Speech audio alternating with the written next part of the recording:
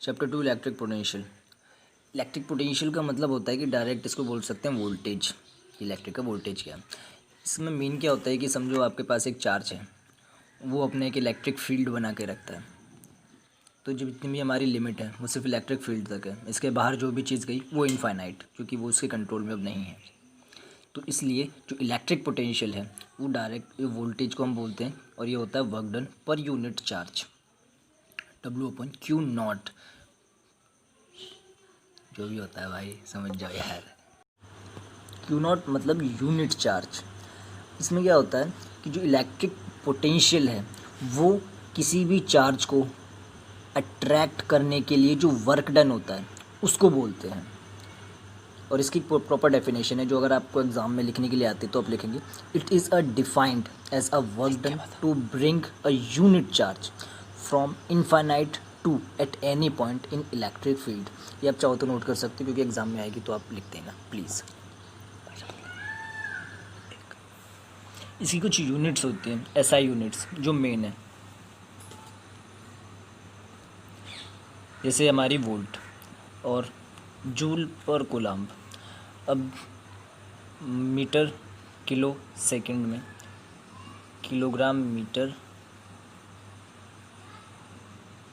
Square पर second cube ampere, और इसकी सीजीएस हुई ग्राम सेंटीमीटर स्क्वायर पर सेकंड क्यूब एम्पियर, और dimension ml2 T-2 upon A T, जो कि इसकी फार्मूले के अकॉर्डिंग है।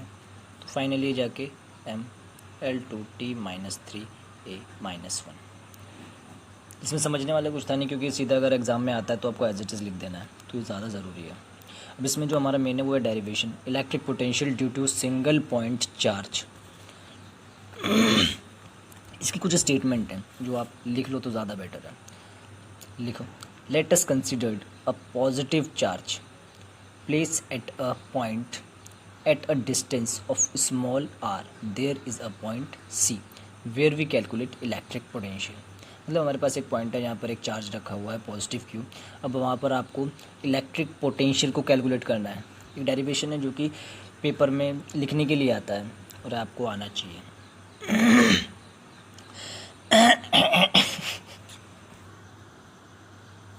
According to the definition of electric potential due to a single point charge, according to the definition of electric potential, potential is equals to work done per unit charge।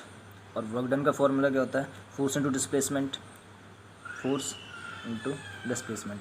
और ये D का मतलब है delta, मतलब for एक छोटे से displacement के लिए, एक छोटी सी दूरी के लिए, जब हम छोटी सी दूरी के लिए नापेंगे फिर फॉर्मूले की मदद से बड़ी दूरी के लिए अपने आप इसको तैयार किया जा सकता है।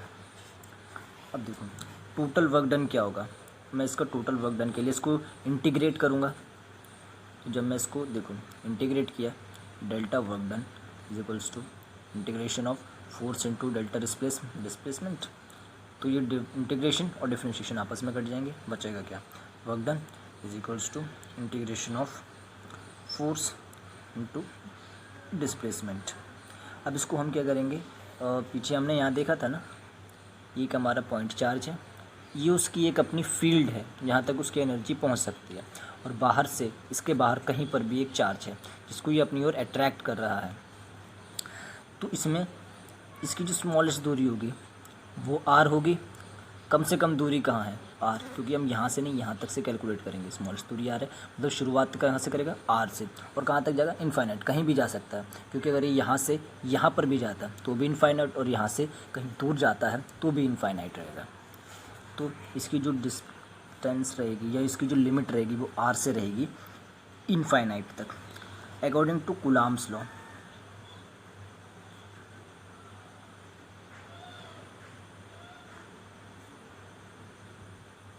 फोर्स का फॉर्मूला आपने पढ़ा होगा, के Q,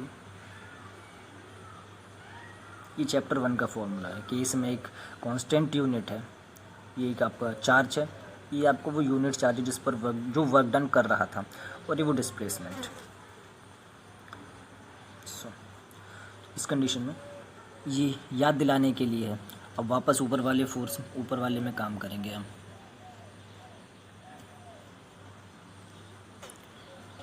work done is equals to r to infinite force, ये रहा वो फोर्स आपका k Q naught upon r square d are.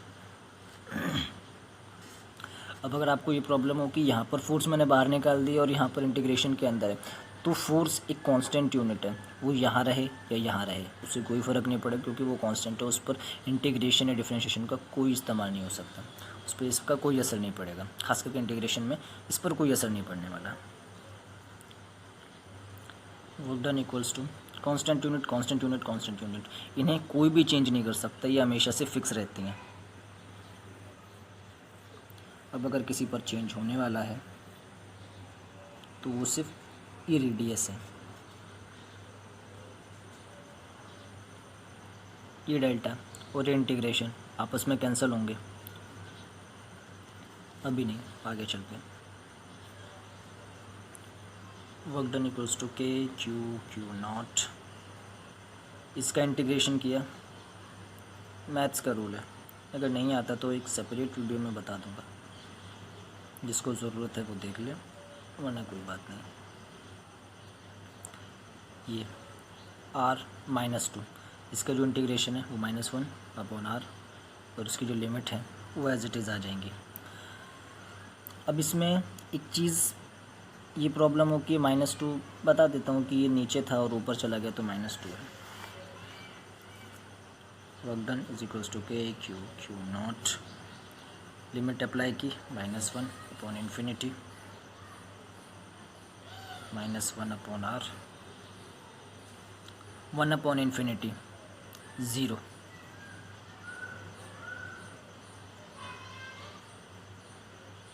One upon r, minus minus plus. So अब जो इसका इलेक्ट्रिक पोटेंशियल होगा वो शुरुआत में ही देखा था, इलेक्ट्रिक पोटेंशियल का फॉर्मूला, वर्क डन पर यूनिट चार्ज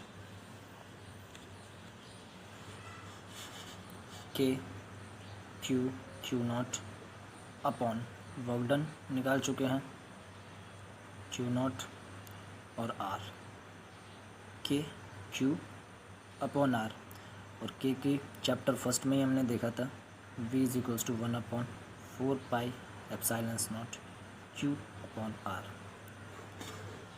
ये एग्ज़ाम में क्वेश्चन के रूप में आ सकता है आपके सामने, तो ये आपको डेरिवेशन टोटल आना चाहिए, इसको आप बार बार लिख कर याद कर सकते हैं, और पूरा स्टेप बाय स्टेप है तो ज़्यादा रटने की भी ज़रूरत नहीं है।